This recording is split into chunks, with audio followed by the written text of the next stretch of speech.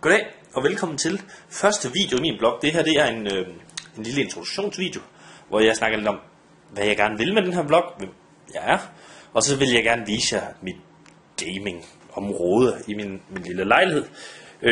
Lige nu der holder jeg kameraet i hånden, ellers normalt så vil det stå fast på bordet, og så vil jeg sidde for enden af bordet og så sidde og snakke. Det kan også godt være, at jeg står op for det meste siddende. Det jeg gerne vil med den her blog, det er, at jeg vil gerne snakke om brætspil. Jeg elsker brætspil, jeg spiller det hele tiden, og jeg elsker at snakke om brætspil og tænke på brætspil. Så hvorfor ikke putte mine tanker ud på video? Jeg laver det her, fordi at...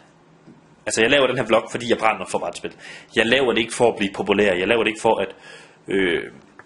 Jeg laver det ikke for at blive populær, eller for en masse fans.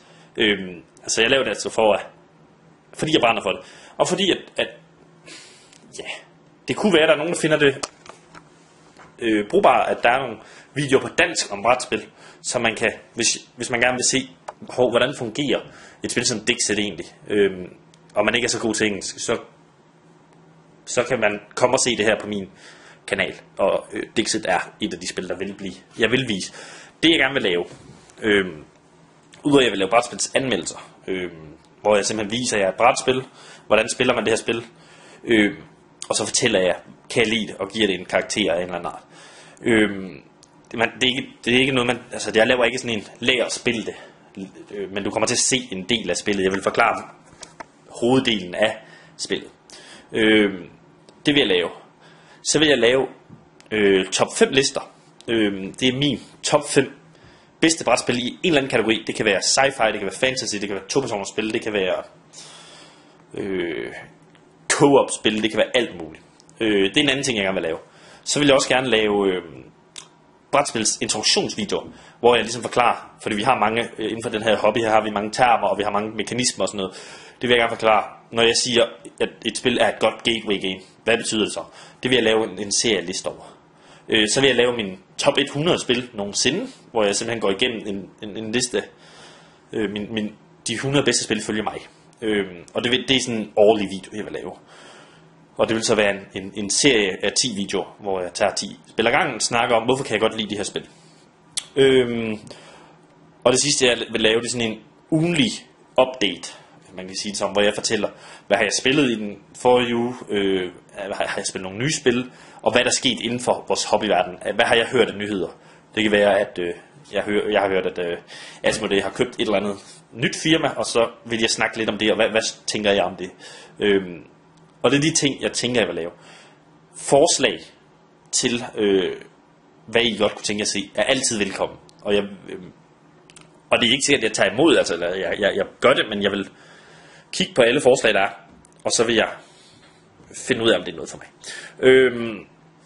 Så inden jeg lige viser jer mit gaming-område, så vil jeg sige, at jeg synes, I skal subscribe, bare for at se, hvad det er, og like min video. Og så kan I følge mig på Twitter, Jeppe Laursen, Laursen 190, mit brugernavn, eller ikke mit nickname, brugernavn, hvad end det nu hedder, det er Saki RPG.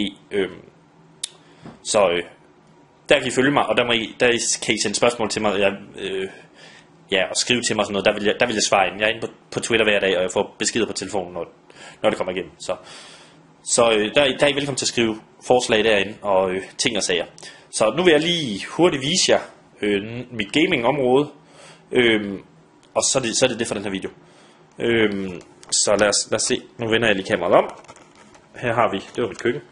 Her har vi mit bord, som er et standard IKEA-bord, det kan foldes lidt ud og blive dejligt langt, og der kan man sidde nok en 8 folk omkring og spille, når det er foldet helt ud.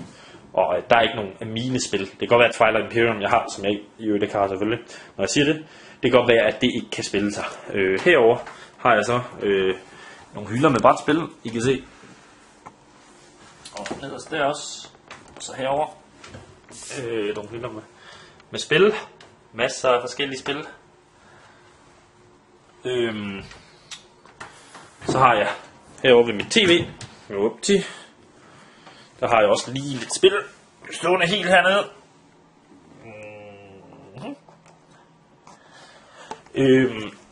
Og så har jeg, og det vil jeg så ikke vise jer, jeg har nogle skabe inde i mit soveværelse, hvor jeg har lidt enkelt, nogle brætspil her også.